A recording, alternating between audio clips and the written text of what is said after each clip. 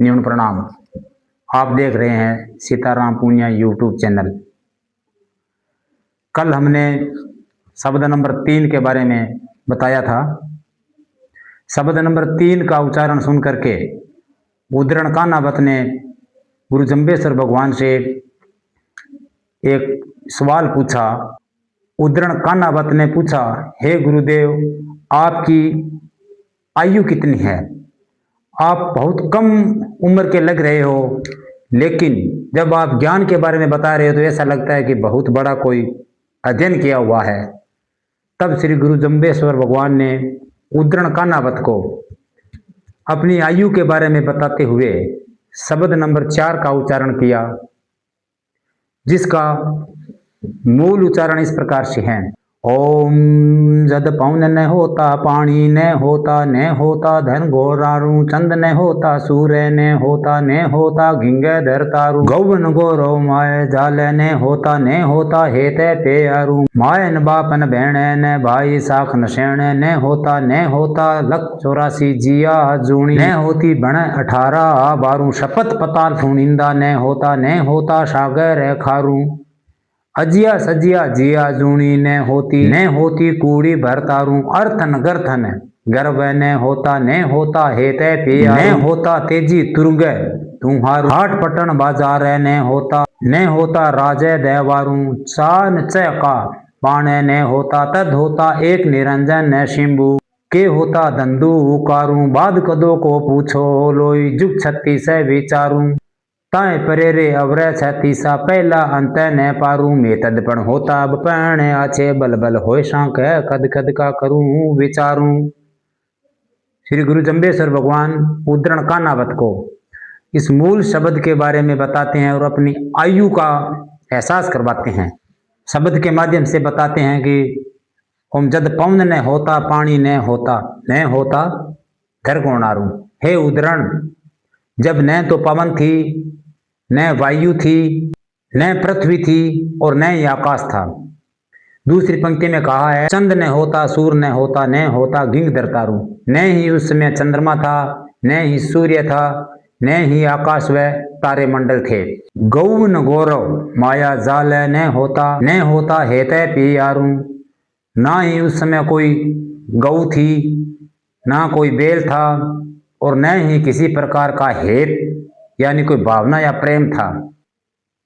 My न बापन भेण न भाई साख न सोने न होता पंख परिवारू। न उस समय कोई माँ ही, ना ही कोई बाप था, न ही कोई हेत प्यार मित्रता यानी किसी भी प्रकार का कोई लगाव नहीं होता था। न होता पंख परिवारू लख 84 जिया आजूणी।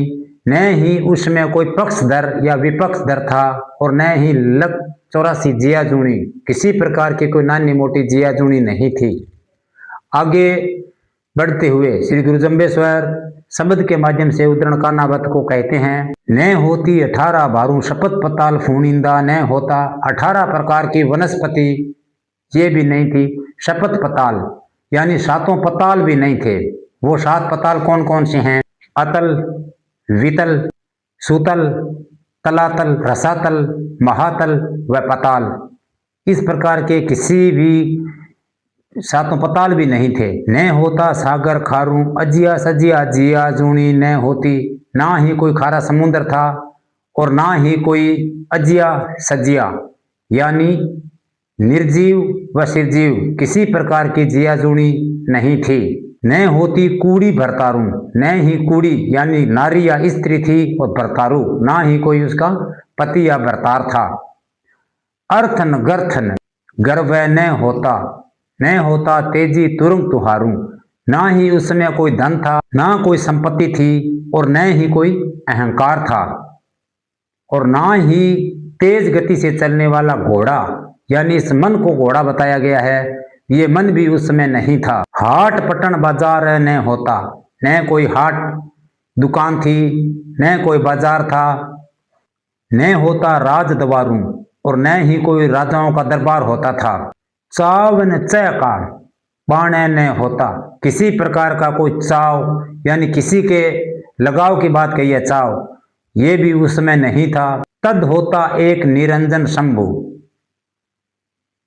उस वक्त भी एक निरंजन निरालम शंभु था, के होता धंधुकारो, केवल धंधुकार ही था। आगे आयु के बारे में उद्धरण कानावत को फिर गुरु जम्बेश्वर भगवान बताते हैं, बात कतो को पूछो लोई युग 36 विचारूं। हे उद्धरण, तू कौन से युग की बात पूछ रहा है? मैं 36 युगों के बारे में बता सकता हूं आपको। ताए प्रेरे अवर 36 पहला अंत न पारूं। मैं इससे भी पहले 36 युगों के बता सकता हूं, वह किसी प्रकार का अंत भी नहीं है। अब हम चर्चा करते हैं युग के बारे में। युग किसे कहते हैं? यहाँ पे 36 युग के बारे में बताया है। तो समय की गणना जिस प्रकार से घड़ी में हम देखते हैं तो सेकंड से होती है। जैसे 1 सेकंड, उसके बाद में 60 सेकंड की 1 मिनट, 60 मिनट का 1 घंटा, 24 घंटों का 1 दिन रात, 7 दिन रात का 1 सप्ताह, 4 सप्ताहों का 1 माह यानी महीना, 2 माह की 1 ऋतु व 6 ऋतुओं का 1 साल, 100 साल की 1 शताब्दी, 10 शताब्दी की 1 सहस्ताब्दी, 432 सहस्ताब्दी का 1 युग। अब यहाँ पे 1 युग की कल्पना की गई है। तो ऐसे ऐसे मैं 36 युगों के बारे में आपको बता सकता हूँ। आगे युग के बारे में बताया है, जैसे ये चौथा युग चल रहा है, सतयुग, त्रेता युग, द्वापर युग और कलयुग। इसके अंदर भी युगों की आयु निर्धारित है। जैसे सतयुग की आयु 17,28,000 साल, त्रेता युग की आयु 12,96,000, द्वापर युग की आयु 8,64,000 व कलयुग की आयु 4,32,000। मैं तदपण होता अबपण होश्या, बल बल होशा, कह कद कद का करूं विचारूं।